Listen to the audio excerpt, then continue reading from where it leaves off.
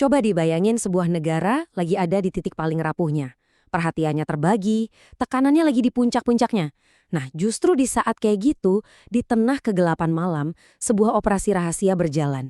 Sebuah penyergapan yang bakal jadi ujian terberat bagi pertahanan negara itu. Oke, kita mulai dari settingnya dulu ya. Sebuah malam yang tegang banget di Iran. Ini adalah latar belakang dari semua operasi senyap yang akan kita bedah. Sebuah momen yang bisa dibilang penuh dengan ketidakpastian.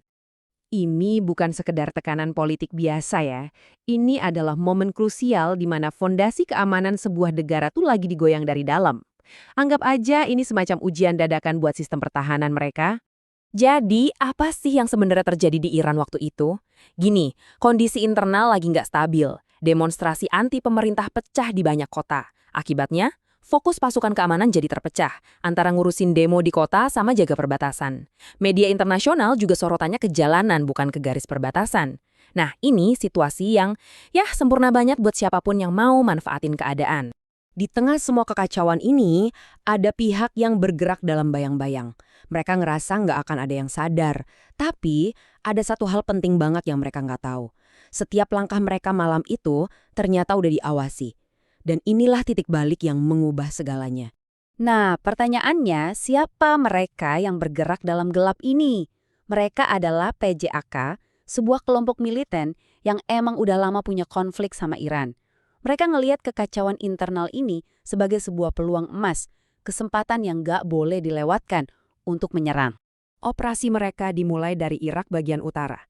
Di bawah gelapnya malam, sekelompok besar militan ini mulai bergerak diam-diam, menyeberangi perbatasan, dengan keyakinan penuh kalau nggak akan ada yang tahu kehadiran mereka. Buat PJAK, ini adalah apa yang disebut window of opportunity atau jendela kesempatan yang sempurna. Logika mereka simpel aja, kalau semua aparat keamanan sibuk di dalam kota, siapa coba yang bakal peduli sama perbatasan? Mereka bertaruh besar atas kelengahan Iran. Asumsi mereka sederhana, perbatasan pasti longgar, pasti nggak dijaga ketat.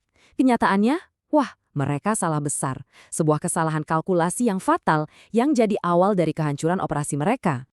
Terus, siapa yang bikin perhitungan mereka jadi salah total? Nah, disinilah ceritanya jadi makin menarik.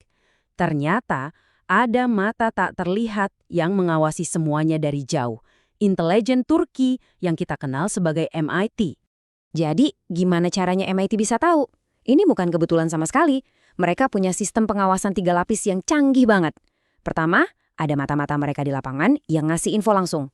Kedua, ada pemantauan teknis, ini bisa drone, sadapan, macam-macam.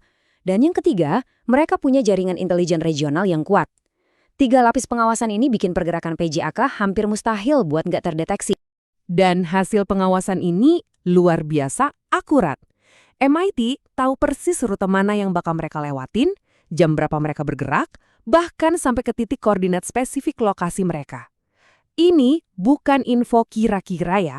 Ini data intelijen level A. Sekarang, kita masuk ke bagian yang paling krusial. MIT udah pegang semua kartu asnya. Terus, langkah mereka selanjutnya apa?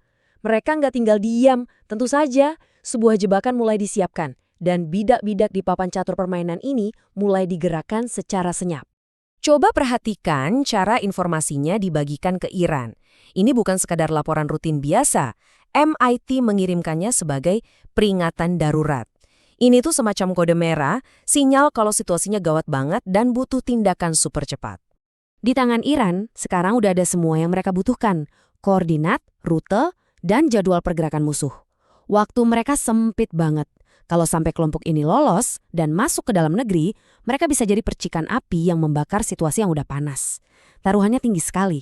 Gimana respons Iran? Garda Revolusi mereka atau IRGC langsung bergerak dalam kesunyian total.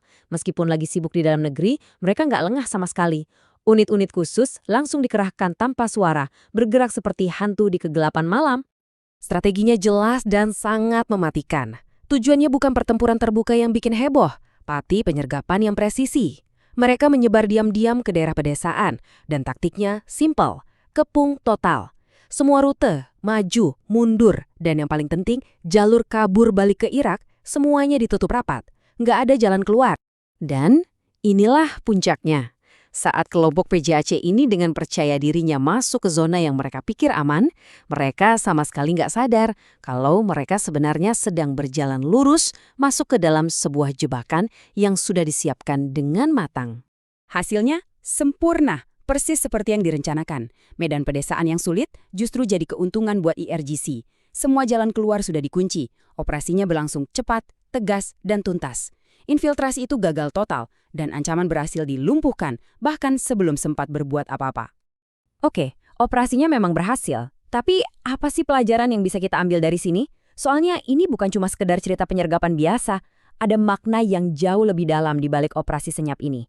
Poin paling krusialnya itu ini. Yang bikin operasi ini jadi begitu penting, itu bukan cuma siapa yang dihentikan, tapi kapan mereka dihentikan. Waktu adalah segalanya dalam kasus ini. Coba ingat lagi konteksnya. Negara lagi ditekan dari dalam, opini publik lagi terbelah, fokus keamanan domestik lagi diuji habis-habisan. Nah, momen-momen rapuh kayak ginilah yang selalu jadi incaran kelompok bersenjata untuk melancarkan serangan. Operasi ini membuktikan satu hal yang sangat penting. Bahkan di titik terlemahnya sekalipun, kontrol perbatasan Iran ternyata nggak jebol. Kolaborasi intelijen Turki dan respons super cepat dari Iran memastikan jendela kesempatan yang diincar PJAK itu tertutup rapat, bahkan sebelum mereka sadar kalau jendela itu pernah ada. Ironisnya, cerita ini nggak pernah jadi berita besar, justru karena operasinya berhasil dengan senyap.